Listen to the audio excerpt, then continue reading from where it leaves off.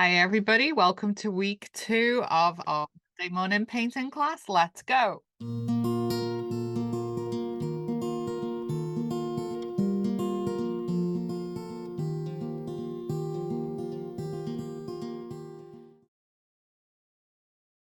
So we created a grid on the photograph, and then what I did on the photograph, you can see, is I went over the shapes with a Sharpie just to identify the primary Oh, that shapes, is a good idea. Yeah. because that really helps. And then what I did was I transferred just those shapes to a little sketch. So we did the sketch. So what I'll do is I'll hold this up to the camera so when you watch the recording, you can pause it and have a look at my notes. Okay. So once you get the Snapshot. video, you can look at the notes. And then the next stage was so on our plan, we did the outline of the shapes. We concentrated on just the focal point, literally so we can see the wood for the trees.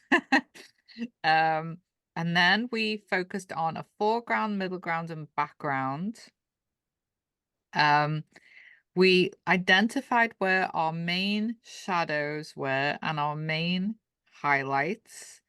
And then we decided on our style. So are we going to do it realistic, semi-realistic, stylized? So we kind of figured out our style. And then we transferred, so we painted our background blue. And then with thinned down black paint, so just like lots of water in the paint, we did a little sketch. Some people did it in pencils, that's fine. So I divided my canvas into the same grid as my picture. And then I transferred the sketch to the canvas just with thin down black paint, or you could just do anything that's going to show up on the blue. So you could do thin down slightly darker blue paint if you wanted to, or just something that's going to show. We do it thin down so we can wipe it off if we put a line in the wrong place. It's very easy to wipe off if it's got a lot of water in it. After we did that, we identified the shadows. So on a value scale of 0 to 9, where white is 0 and 9 is black, we identified the darkest areas for our shadows based on our sketch. So not very many shadows, just a few, kind of just underneath the tree where those rocks are, some little spaces in between the rocks. And then we identified our zeros, our lightest areas on the value scale, and I painted those in white. So that's what we call an underpainting when we do black and white, basically just the lightest parts and the darkest parts. And then today we're going to start adding some color.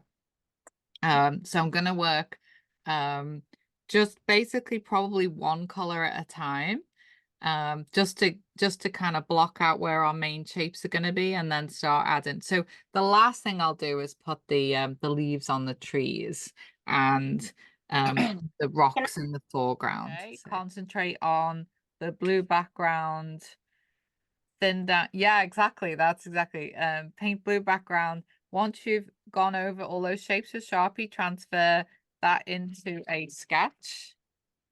Gotcha. Because by doing the sketch, it seems like, oh, it's an extra step, but you're creating a memory of where everything goes. So it'd be much easier to transfer it to canvas once you've sketched it out, because you're actually remembering where everything goes. It's like the practice, it's that.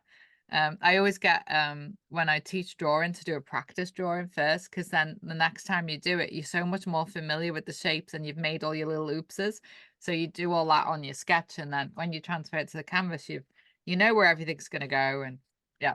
Okay, great. All right. Shall we get going? Yeah. And then Julie, the only color I still don't have is, I'm going to go today, is raw umber, just how we'll make it if we don't have it. Yeah. So any brown that you have, I mean, we can make all these colors from primary colors, but it just takes a little bit longer. But what browns do you have? I have raw sienna. Wait a second, I can't read it. Hang on. Oh my God. Raw sienna, which is more. Whichever brown is your most kind of desaturated, less red. I have burnt umber. Burnt umber. Yeah, that's fine. So just add a little bit of black to it. Okay. Thank you. Yeah, you don't need to buy it. If you've got burnt umber, don't bother buying it. Just just Okay. add a bit of black to it. What about burnt sienna? That's the only brown I have. Sienna's a little bit more red based, so you can put a Mhm. bit of green with it and that will desaturate the red. So you could Okay. put black, and if it still looks a bit iffy, you could put a bit of green with it. Okay.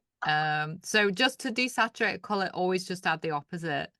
I generally don't buy a lot of colors. I just tend to stick to the primary colors. And then I'll desaturate them with the opposite.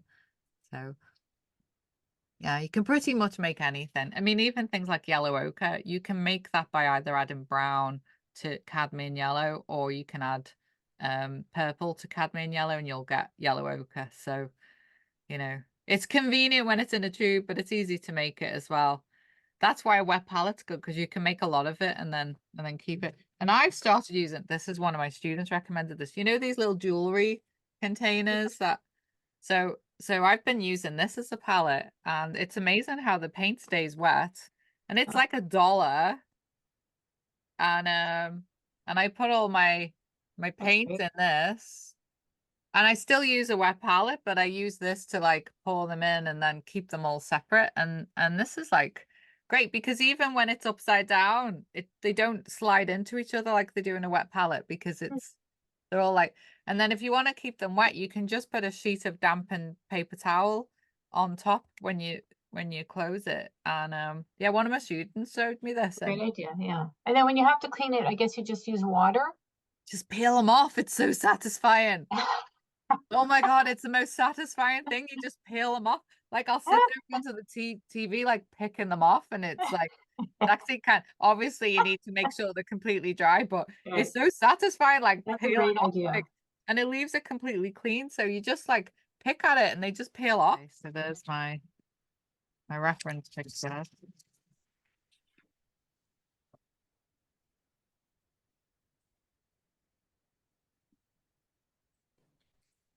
Okay, so Mars black. Can't find my titanium. White zinc white's not great because it's a bit transparent.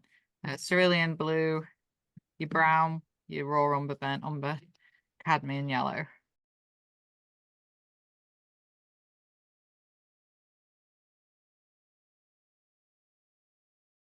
It's a fairly ratty flat brush. Because I'm gonna be doing a little bit of kind of dib dabbing.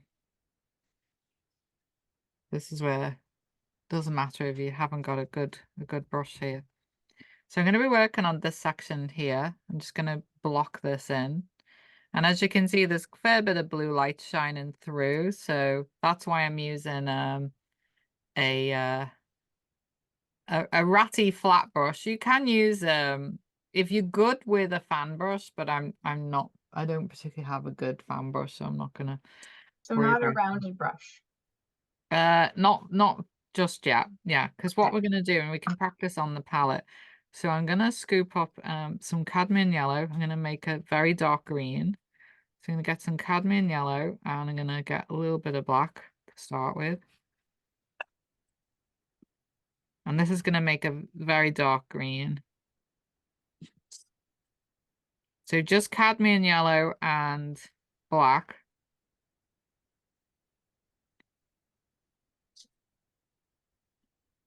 And the technique we're gonna use is kind of like that. So you get, and so I'm going straight down with fairly old brush. That kind of technique. Because it makes like little teeny tiny leaves. Mine is almost an olive green. It's hard to tell with the Yes. color on the screen. Would you say Yeah. olive green? Yeah, olive green. That on a value scale is literally like a number 8, where a 9 is totally black. So it's very dark. Okay.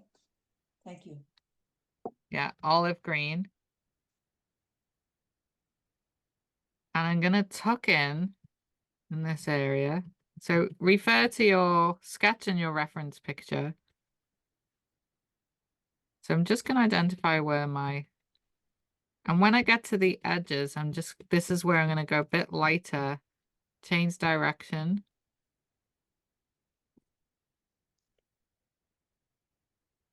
Now this is our underpainting because right now my sky is too dark. I might put a little bit of a wash of light on that sky eventually, but right now I'm just blocking in color.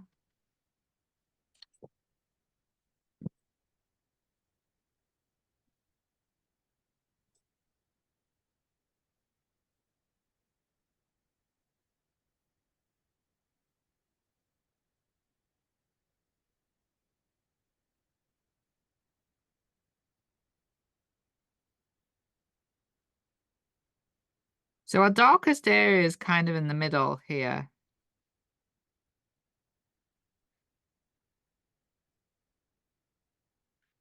As I move across this way, I'm just going to add a little bit more yellow into the mix. So it's bringing it up from a 8 out of 9 on the value scale to like a 7 out of 9. So I'm just adding more yellow to that olive green. So it's just bringing it up slightly. It's still very dark. So that was the original color. So it's just a step up.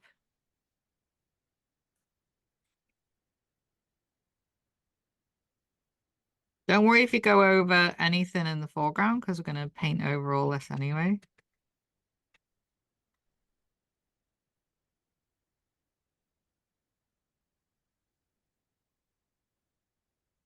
But as I get up this side, I'm going to be a little bit more sparing with it because I want some of that blue to show through.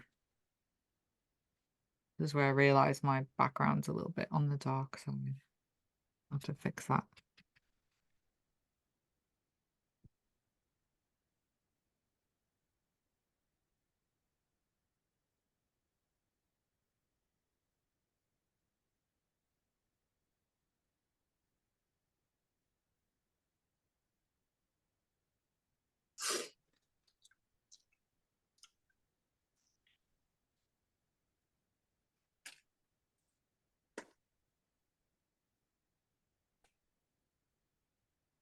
And there's a little bit of that dark kind of along the bottom here as well.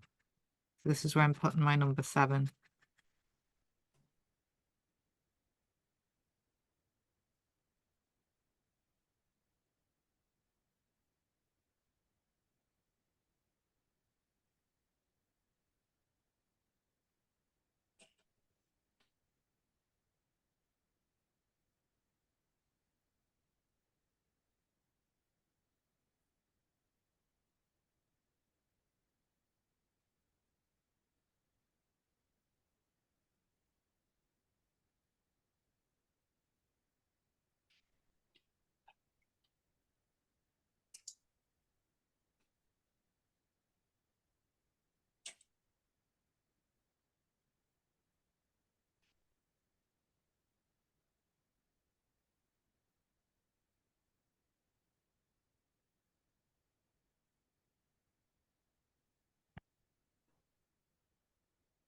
See how much of a difference that's made already?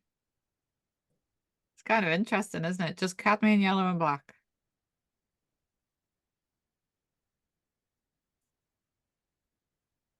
Julie, sorry, you just went across to the right as well? I just put a few dib dabs here where I've seen some shadows here, kind of along the bottom here The and bottom, over okay. here. Thanks. And then I'm also going to do the same. I find doing reflections easy at the same time as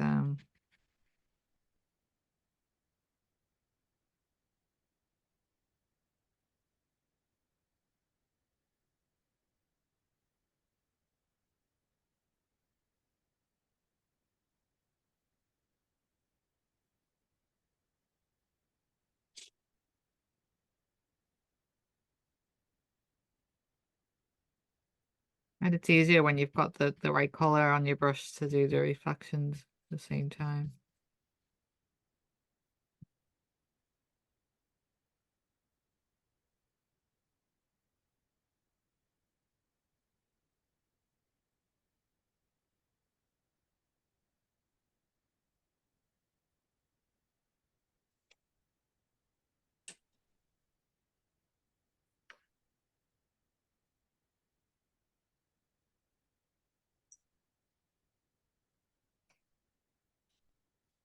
We're making our own painting by numbers.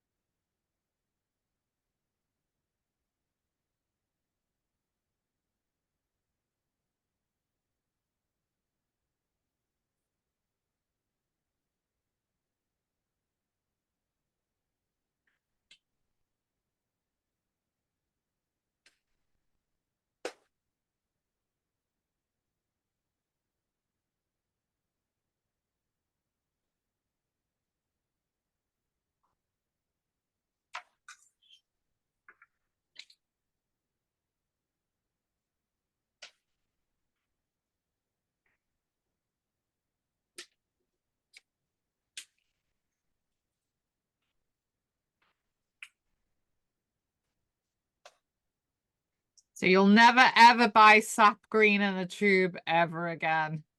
Because now you know how easy it is to make it. Cadmium, yellow, and black.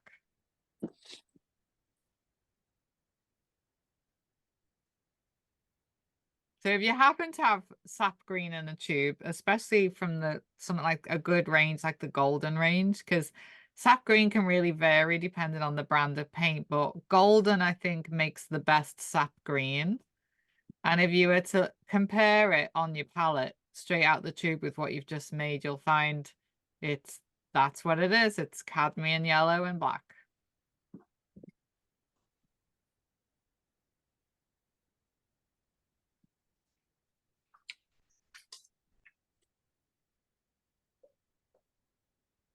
So we're going to work our way up the value scale, still doing shade for now. So remember, shade is just black plus the color, no other colors.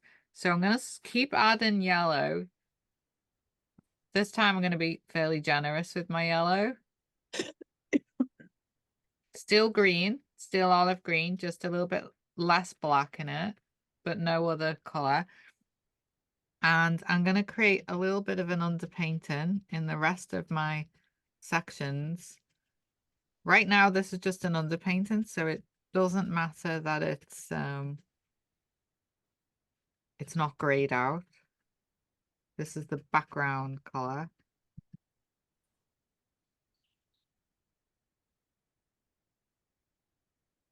And as I get a little bit higher up, I am going to leave a little bit of blue showing.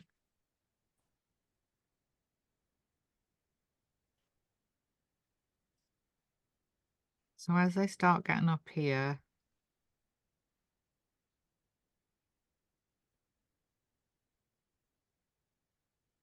and to tap more gently.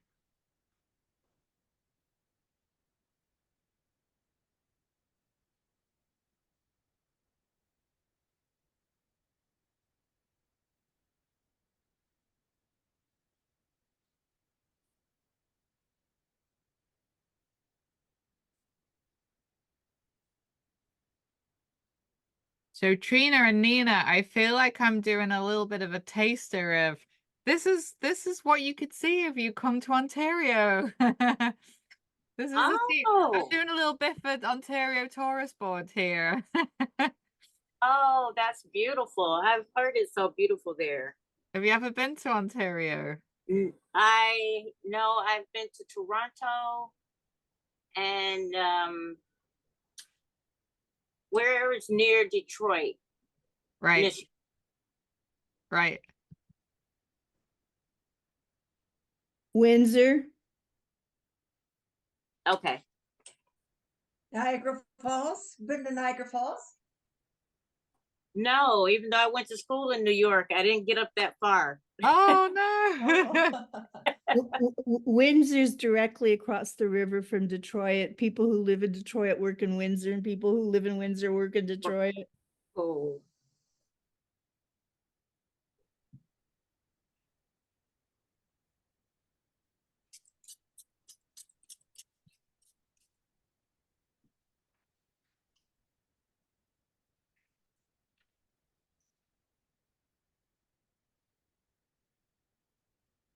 You said the shade is black plus the color, and Yeah.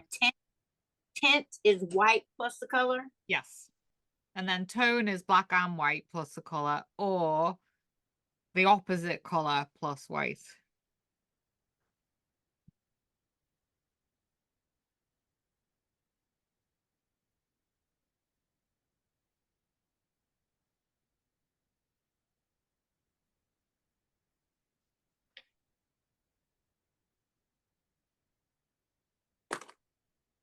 So far we've just done shade. So the just to catch up here. So the same color, the olive green is what we use as the base right across Yeah, but you're just making it, adding more yellow to the mix as you go to the right. as you go Okay. to the right, but it's still an underpainting. Yes, okay. Thank you.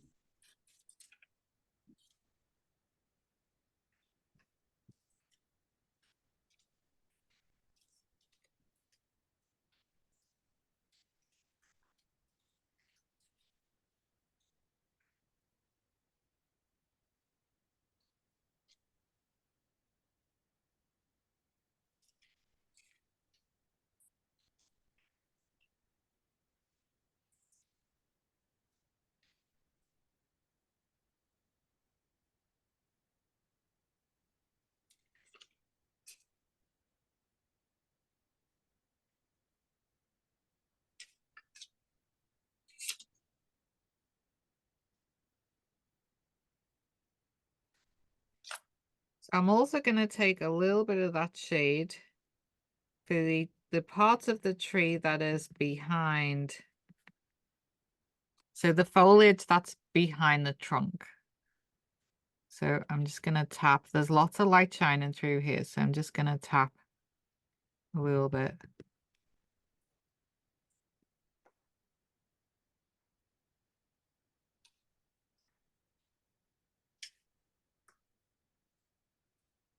We don't want to worry about doing lots of individual branches, but I'm just kind of giving the illusion of branches by tapping. I want lots of light shining through, so just in a few areas.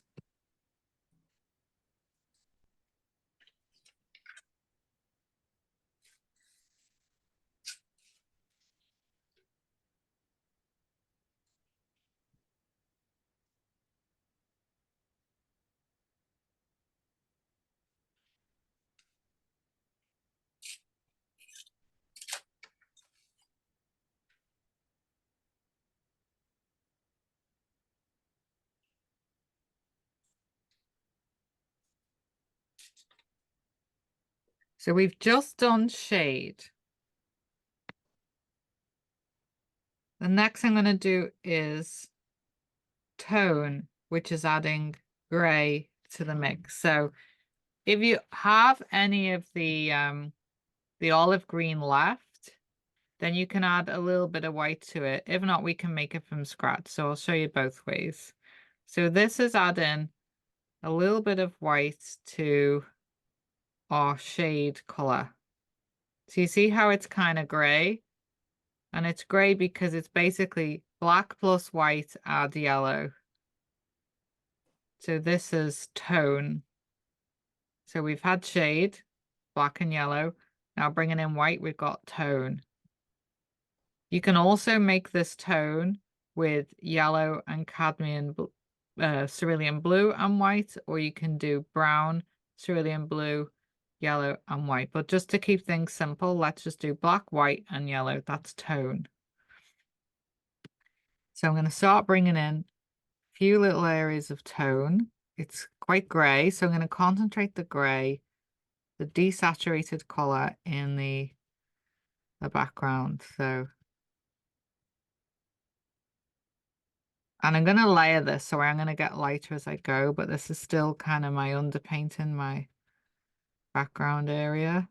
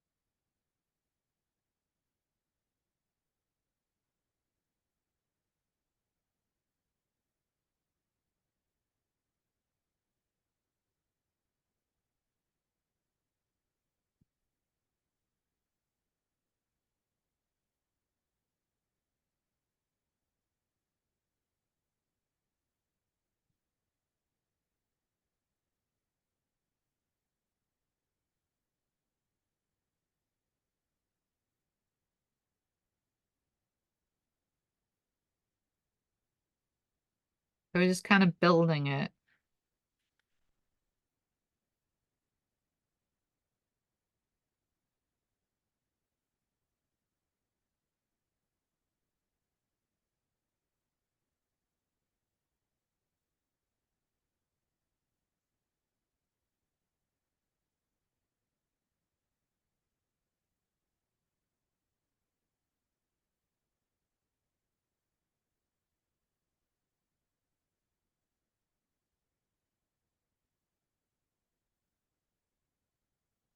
Is everybody doing okay? Anybody want to share right now what they've done? In the last class, the where you did the white there, that is the highlighting, right? That's Yeah. supposed to be lighter color. Okay. Yeah, it's the underpainting. It's so that our lights really pop. Okay. By giving it's a bit like trying to paint over a dark wall in a house. You know, you have to kind of do a primer Okay. first. So it's like our foundation. Yeah. Oh, shoot. So I'm just gonna turn my mic off for a second so I can dry this with a hair dryer. Hopefully no power cut this time. I kept knocking the power out last time.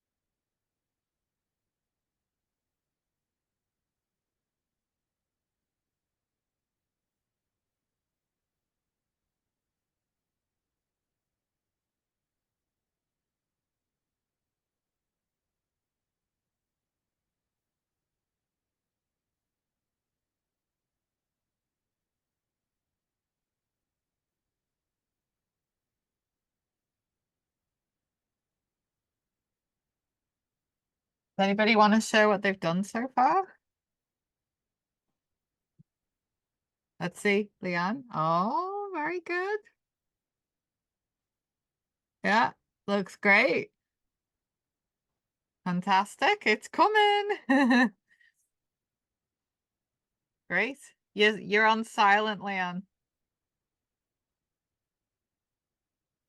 Yeah, it's hard to tell with the different shades of green. I've got so many little plots going here. Yeah. So we're gonna go a fair bit lighter now. So So we're is it still okay working so in, far? looks great. Looks great. Oh, thank you. So we're gonna just go still with tone. So still black, white, and yellow, but we're gonna go a bit lighter. So I'm gonna take some yellow. I'm gonna make a very light gray. So, oh, far too dark there. Start again. So I'm gonna take my white. So a light gray. Still tone.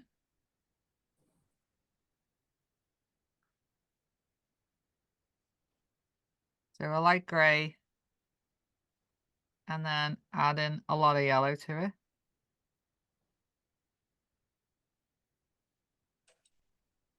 So you still want it greeny. So if it looks yellow, you need to add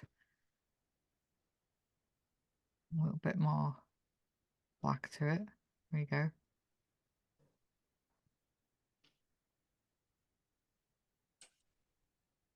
Okay, now notice I haven't used any blue yet because I don't want it to be a rich green. I still want it to be the gray green.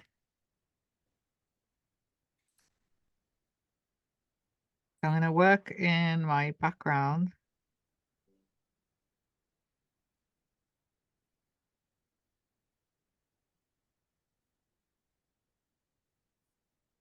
And I don't want to cover everything. I want to be, this is like highlights. And there is going to be another layer on top of this, so. So as I get up to the top, I want to create a few areas that look like treetops. So this is where my little upside down arrows come in. Imagine like a little upside down arrow.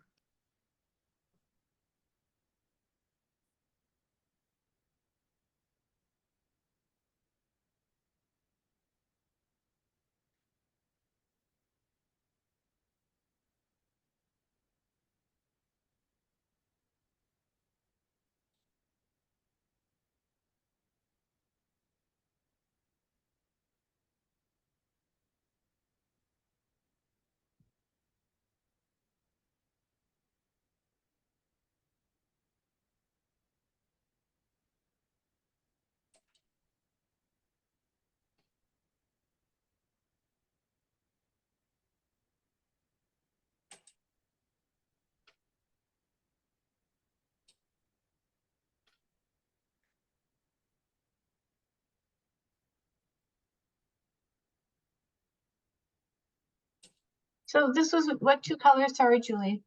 Oh, this is tone. So this is black, white, and yellow. Black, white, yellow. Thank you.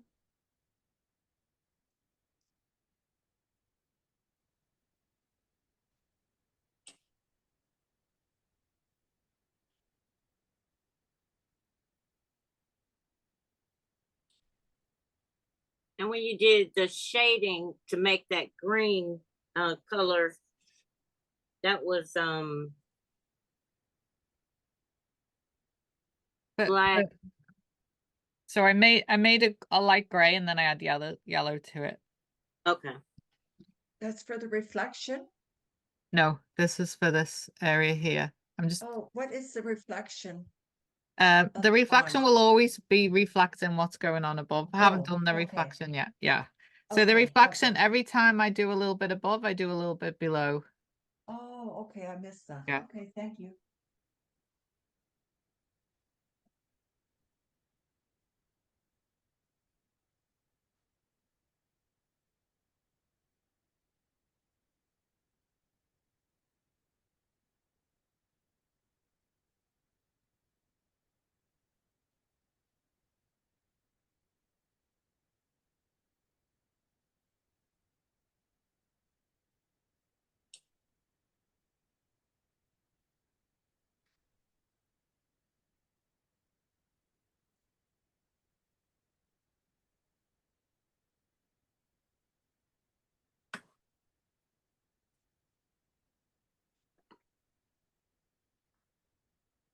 Mine's very khaki green. What should I add more of?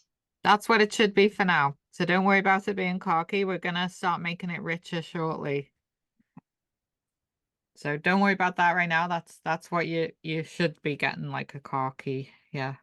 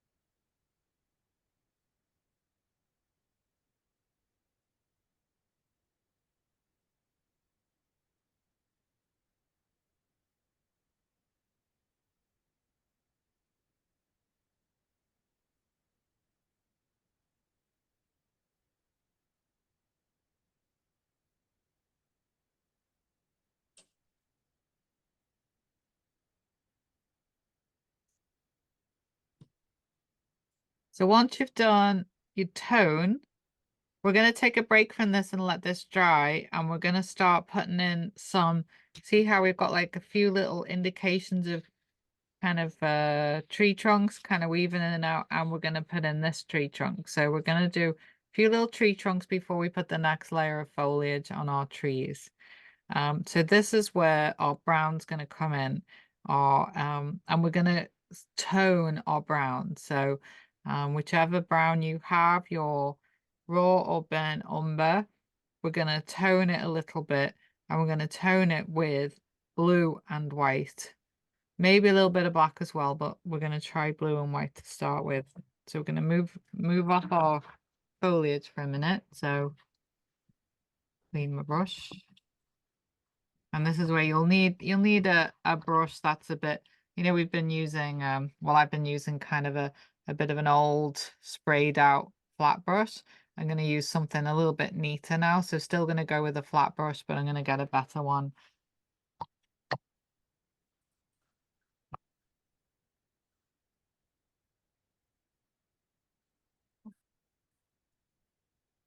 Try and find a nicer flat brush with a better edge.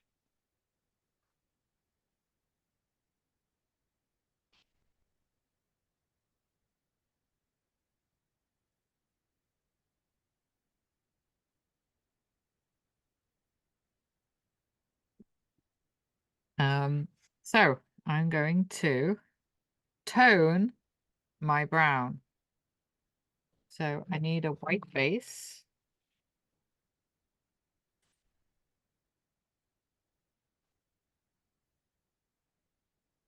Which I'm going to add to in a minute. So I'm going to start by making my tone.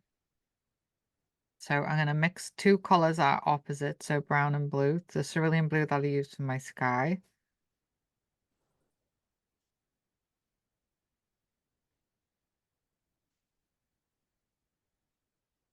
So you want it to still look brown, but we're desaturating it by using some of the blue.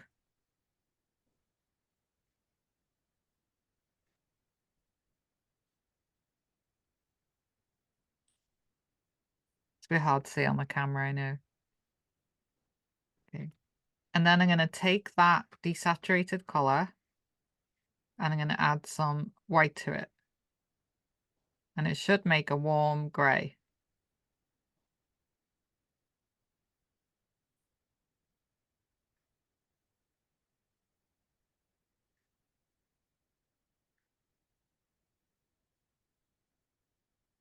So we should have a shade, so that's no white, of blue and brown, and then a tone, which is adding a bit of white to my shade. If it was just pure brown and white, it would be tint. So shade and tone.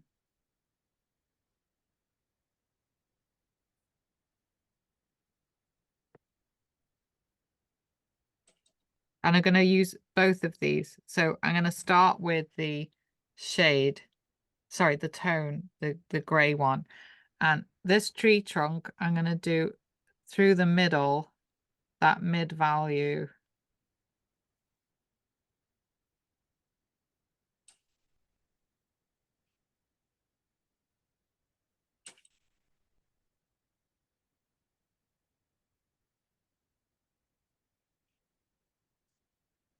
I still want to keep that lovely light part on that side. So I'm putting mid value in to my tree. Now this mid value can be a mid value that we also use on some of the rocks as well. So I can see it kind of over here.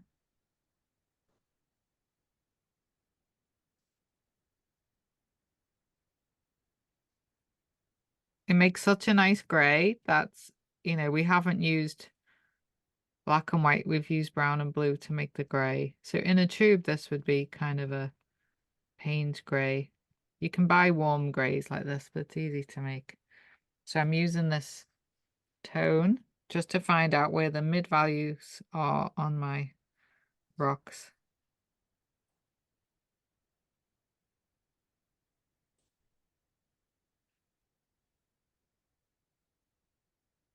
So we're making a little painting by numbers for ourselves.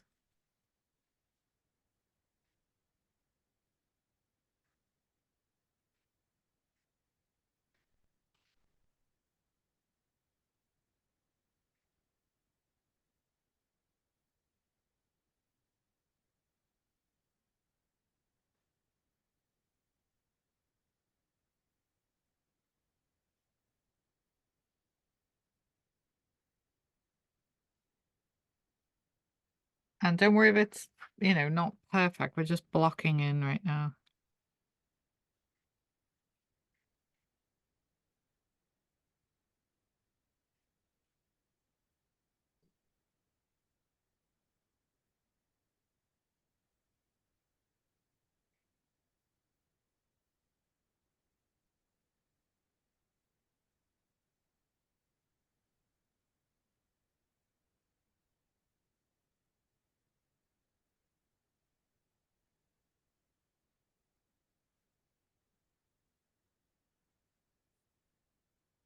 With regard, I want to use this quickly before it dries out. The shade that had no white in it, just the shade, which is just the blue and brown together. Drying out very quickly. I might need to spray my thing a bit. Right, so this is just the brown and the blue. And that's what I'm going to use for the inside of my tree.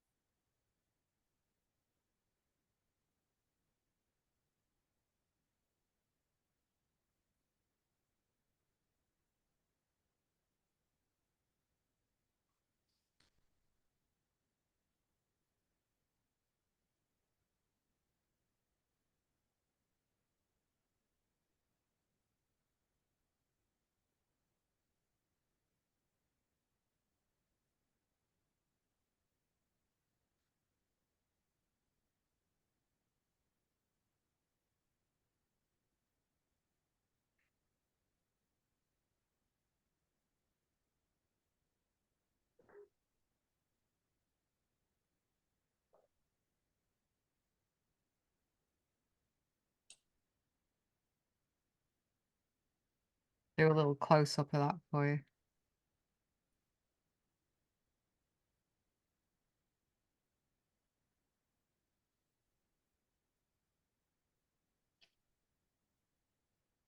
So while I've got that shade handy, I'm going to just look at where that would be applicable in my rocks.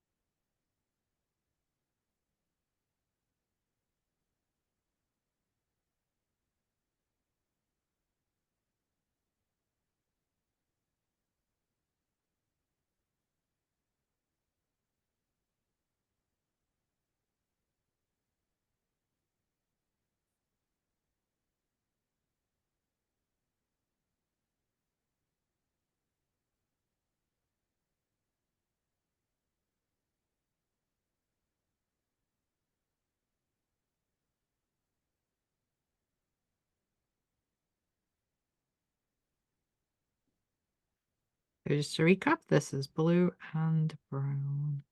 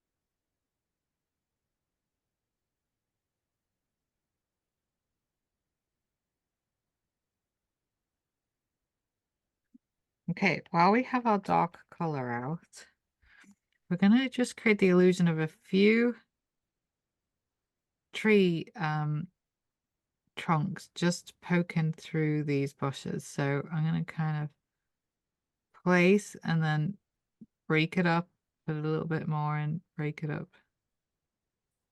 It's not an actual tree trunk as such, it's just the illusion of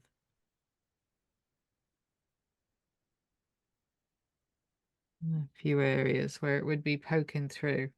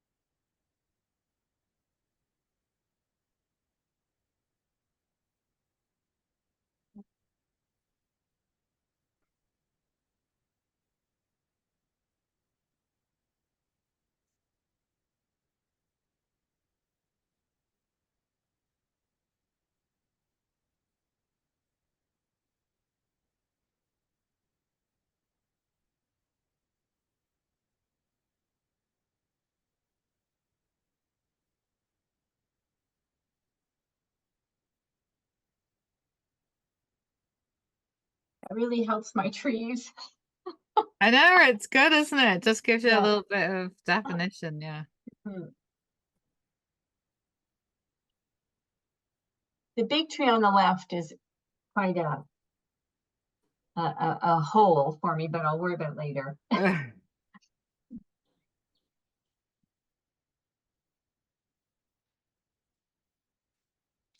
We are going to return to these bushes, but we're going to continue with our little rocks now.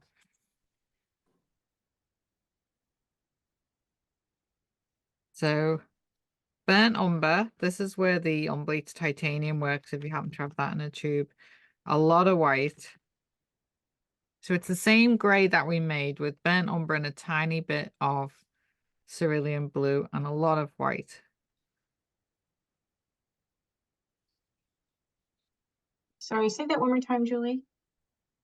A lot Burnt of, umber, or whichever brown you're using, a Yeah. tiny bit of blue to grey it down, and a lot of white. okay, thank you. This also in a tube is called unbleached titanium.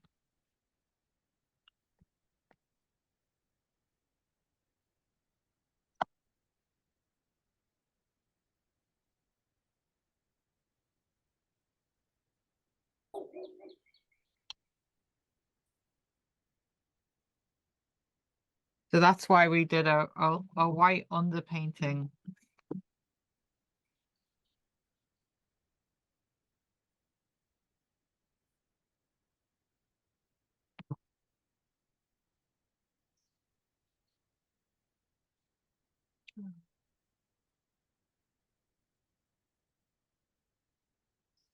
So it's like a creamy white.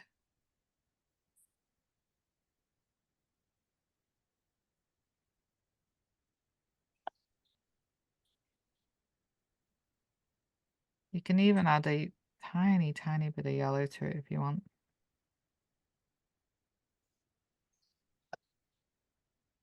You want to warm it up a little bit.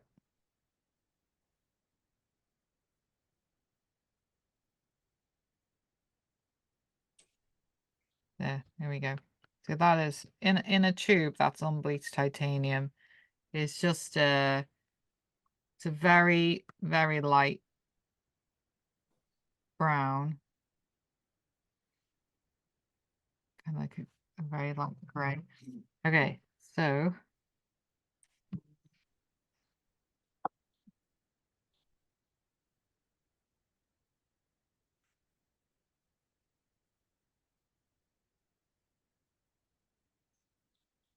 I'm gonna go over all of my light parts.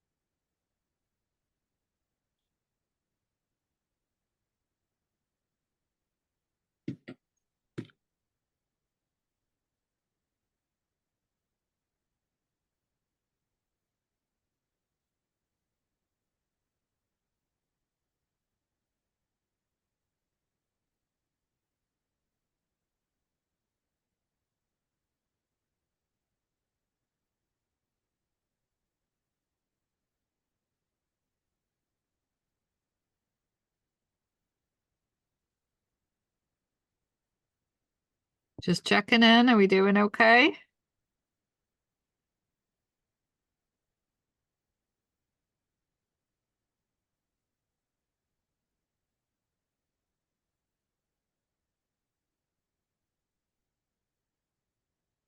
Everybody all right?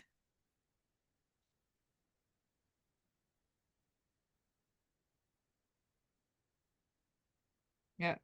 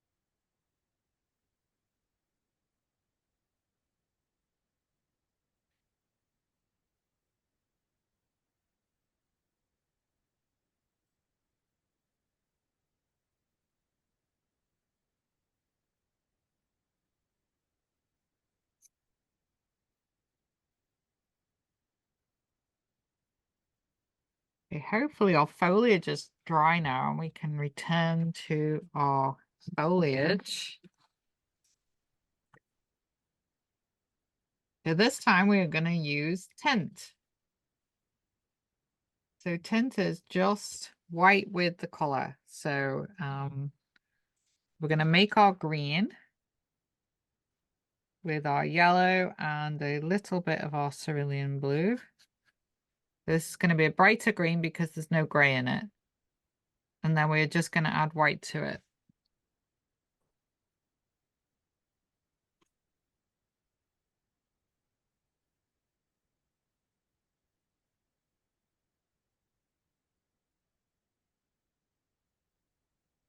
There's going to be hopefully a nice bright lime green because there's no gray in it. It's just yellow and blue. I'm just going to get a little bit more yellow.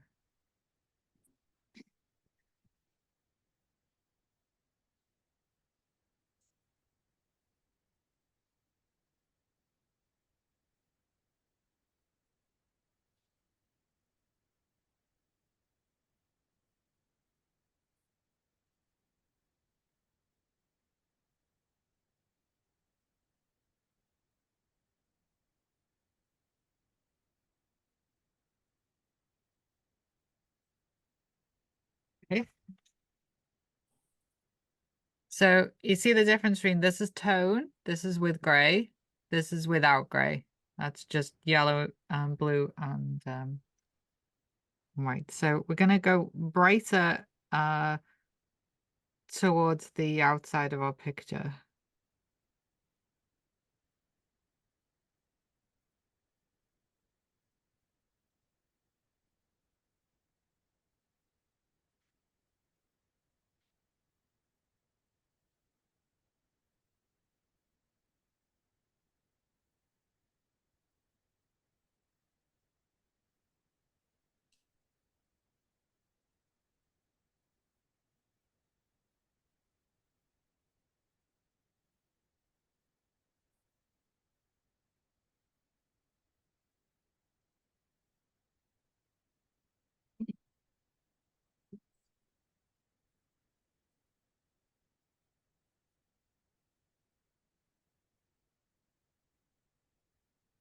This is where if you have a fan brush, it works really well. I don't have one that I like, so.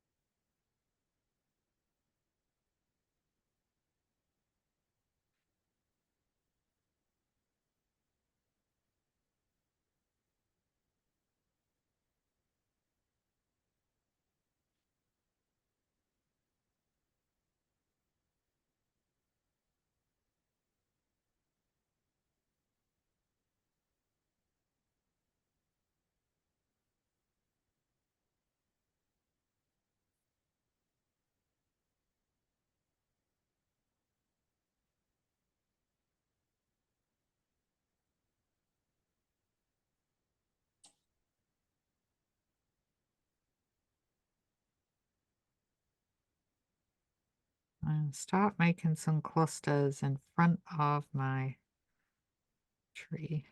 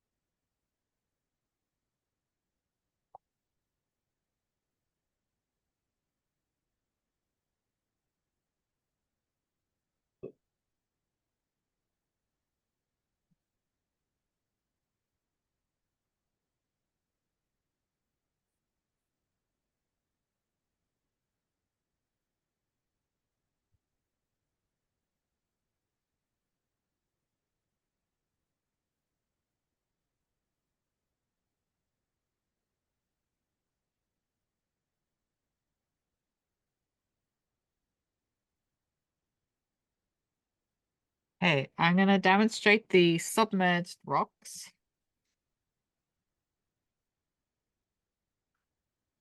I'm going to take some my brown, my burnt umber.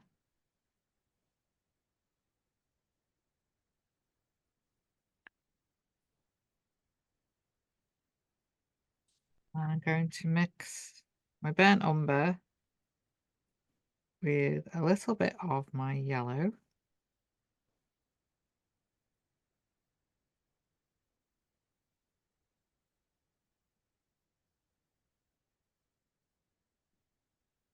Okay, and then I'm going to add some of my white mixture to it. So do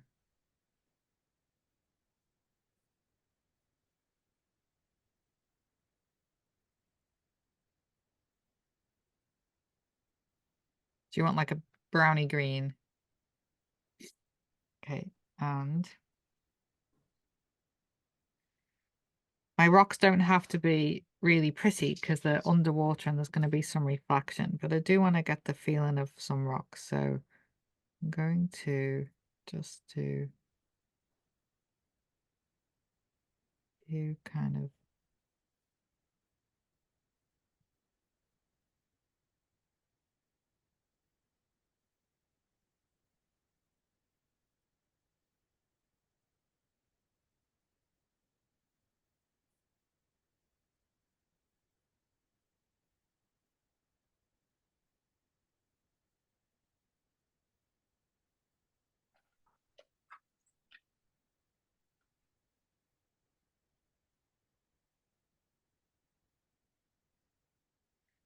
the big one over here.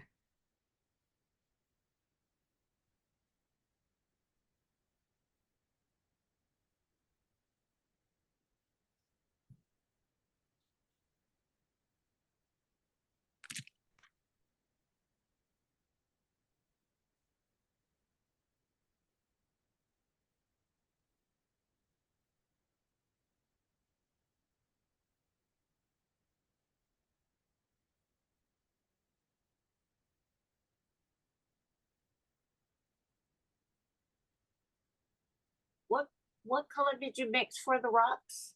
That's Just my brown with Okay. yellow and some white.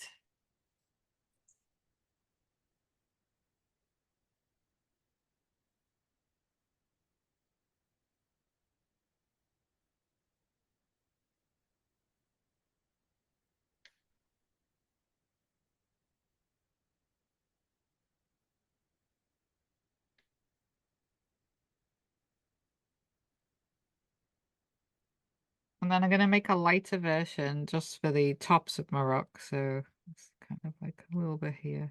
Sorry, what are the two colors? Brown with yellow and white.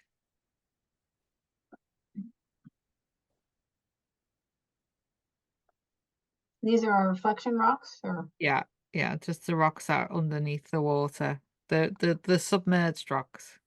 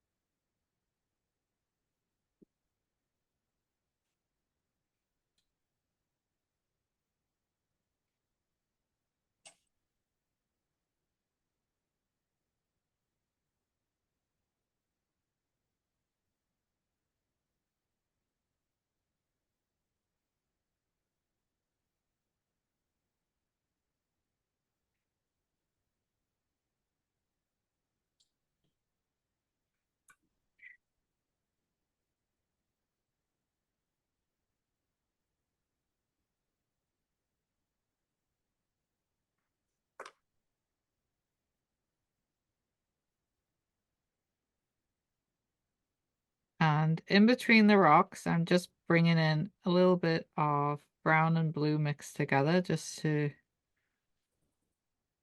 put a little bit of shadow here, there, and everywhere.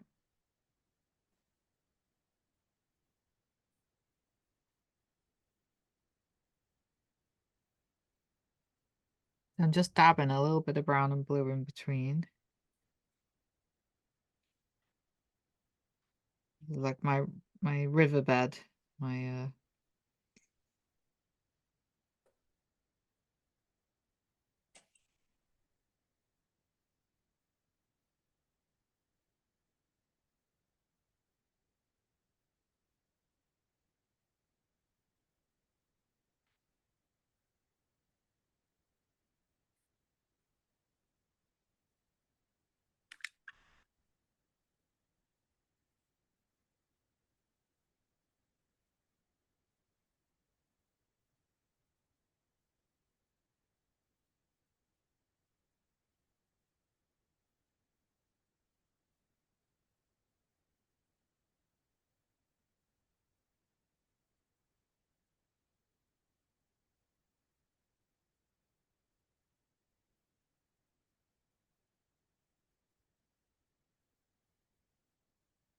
and this is all going to be covered in water.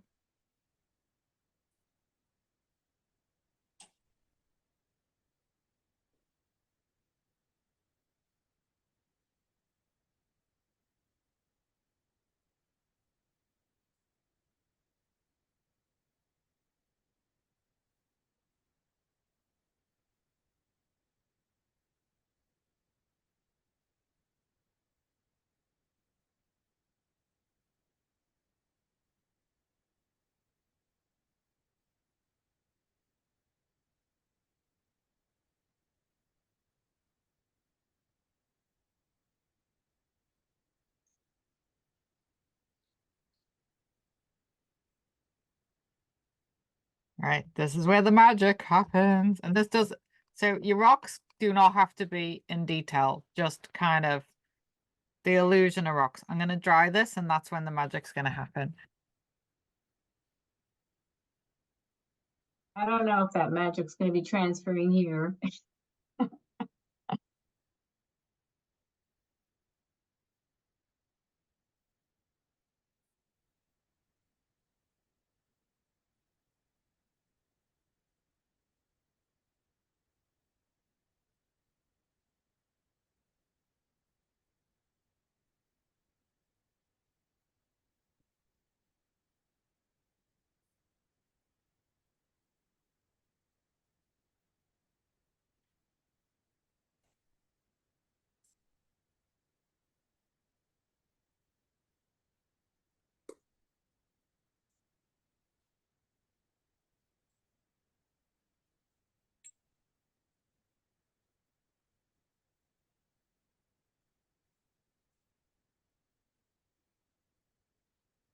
To do a technique called glazing. And if it's easier, if you want to just watch for this part, or if you want to do it yourself. So we are going to create the illusion of these rocks are underwater. So the color of our water is kind of like a browny green. So this is where we can use up all of the stuff on our palette. So I'm going to take gonna mix some of the green. Remember that khaki green that we made for the leaves with a little bit of black. Or khaki green. This is where we can add lots of water to it. But I'm going to add some brown to it as well. So it's going to be like a browny pea green. It gets browner as it gets towards the front. So okay, so like a real khaki green, lots of water.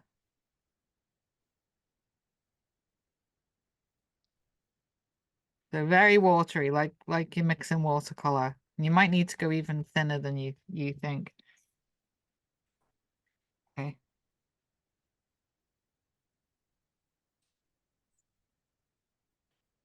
So this is where I'm going to go thinly over where I want the water to be.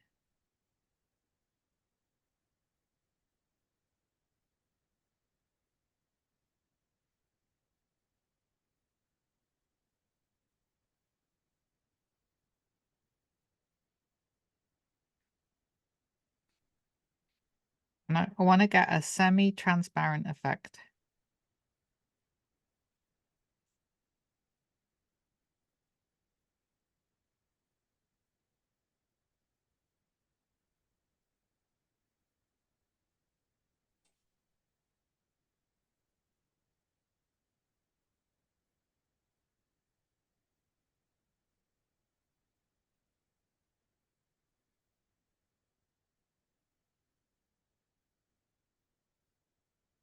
Now I'm going to mix for my next layer a little bit of white and brown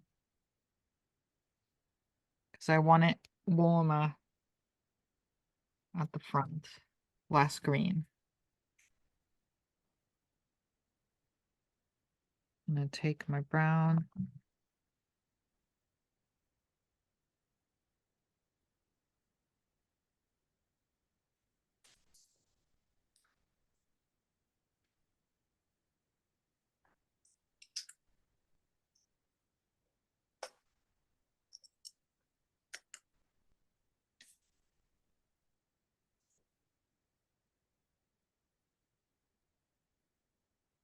So this is called glazing.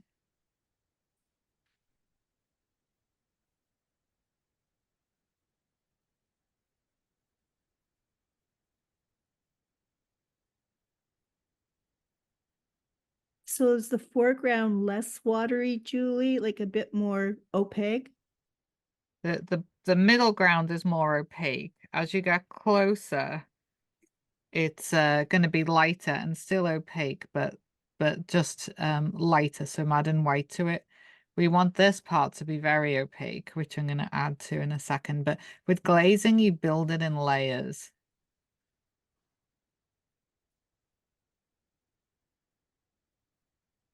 So I'm cutting in around my box. I'm kind of also going over my reflection that I did as well.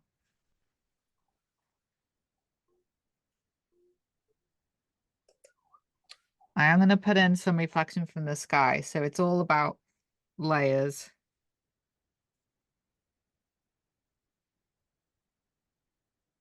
So I'm going to dry this and then I'm going to put in some reflected blue sky. But you see how like you just build it in layers. So you kind of have to do a thin layer, let it dry, do a thin layer, let it dry. But you want the illusion of these are underwater.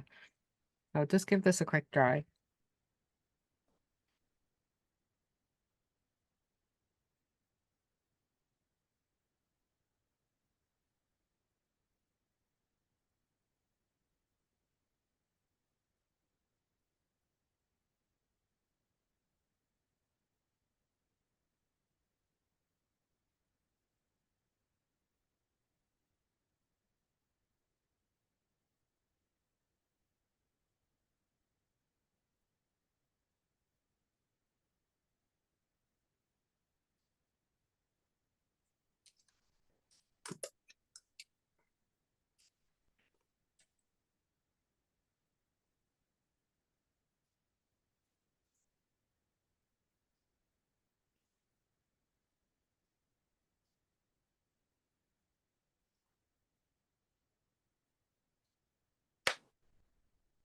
You'll notice on my reference picture, I have this lovely flash of very light blue, like almost white reflecting.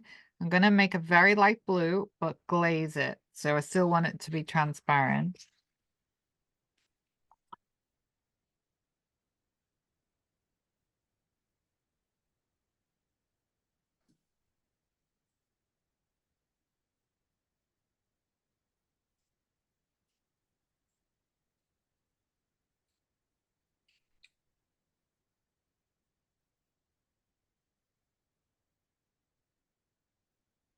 So white. So I'm tinting white with a tiny bit of blue.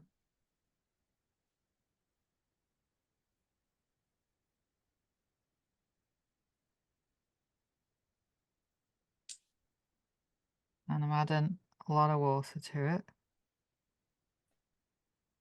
My water's really dirty.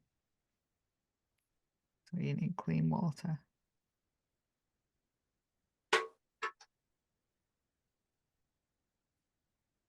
Okay, I'll do this with the water I've got, just save me getting up because it's getting very close to our finish time. Okay. Might add a little bit more white to that.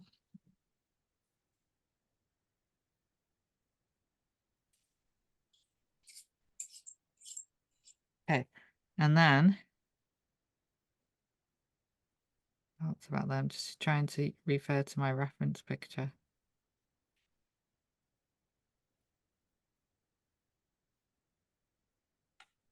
I had it right the first time. Need to be more blue.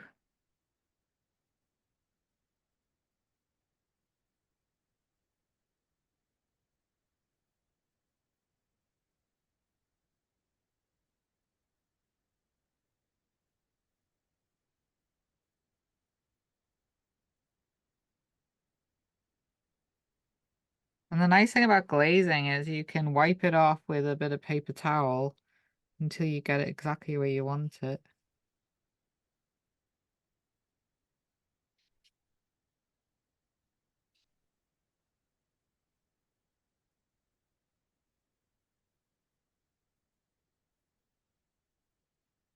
How's that? Because you give a lot of important information that I can use when I'm trying to just paint by myself, like Yeah. how to make all these colors and the foreground. And I like how we make like diagrams of what we're going to do. So when you send the video, I'm going to just paint, paint it all the way through, on the actual canvas. But I like all of this because it helps me understand, why I'm doing what I'm doing. We learned all these terms today, which is great. Now I know how to shade and tone when I'm in other places and people say stuff like that. I know what's going on. So Great. Fantastic. I'm so glad it was helpful. So, and anytime you think I'm great and you want to leave me a Google review, I always appreciate Google reviews.